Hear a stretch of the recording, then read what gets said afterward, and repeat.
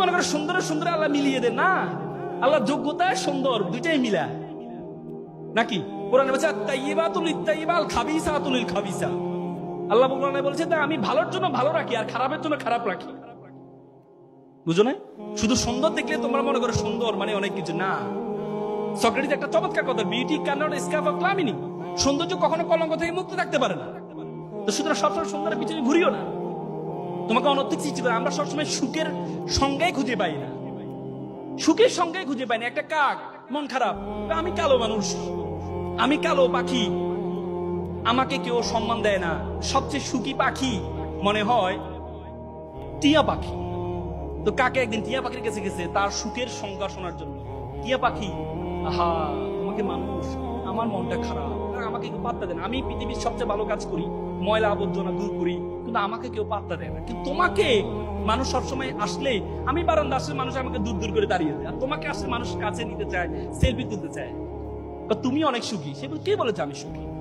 হ্যাঁ তুমি সুখী, কে বলেছে আমি সুখী?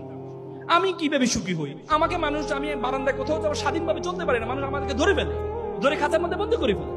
সবচেয়ে সুখী হচ্ছে রাজহাঁস। কি রাজহাঁস সুখী কেন?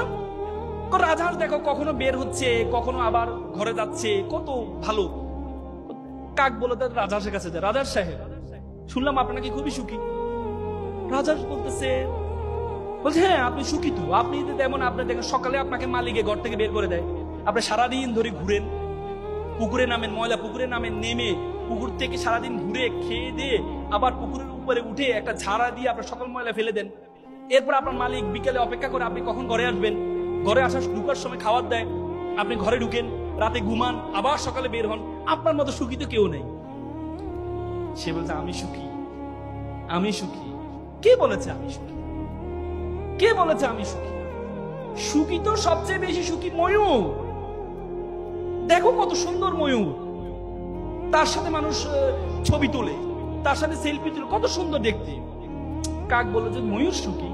কাক গেল ময়ূর কাছে, ময়ূরকে দেখতে গেলেও চিড়িয়াখানা ঢুকতে হচ্ছে। সে বলে ওরে বাবারে, মানুষ টাকা দিয়ে তাকে টিকিট কেটে তাকে ঢুকতেছে, তার মানে তো সুখী, সে বেশি সুখী।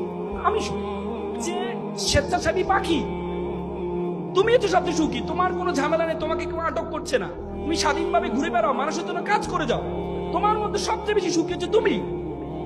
কাক তখন ভাবলো, আরে আসলে কথা তো আমি না সুখী, আমি না সুখী, আমি মানুষের জন্য কাজ করে যাই, মানুষের কাজ করে যাই, কিন্তু মানুষ কখনো আমার খাঁচার মধ্যে বন্দি করে না, খাঁচার মধ্যে বন্দি করে না, আমি অপরের জন্য কাজ করে যাই, সুখের জন্য কাজ করে যাই। তখন